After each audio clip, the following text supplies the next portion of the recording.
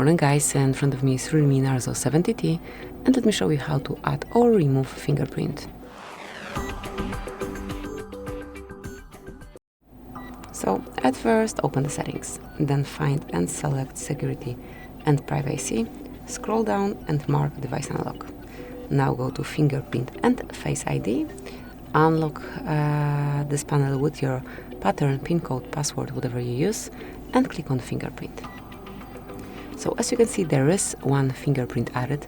To remove it, just mark bin icon and confirm by selecting delete. And now once you want to add fingerprint, just open device unlock again, go to fingerprint and face unlock, draw an unlock pattern and click on fingerprint. Tap on more, accept all needed stuff, and now as you can see, the fingerprint sensor is located on your power button. So just grab your phone as you usually do it and keep tapping till your fingerprint is fully added.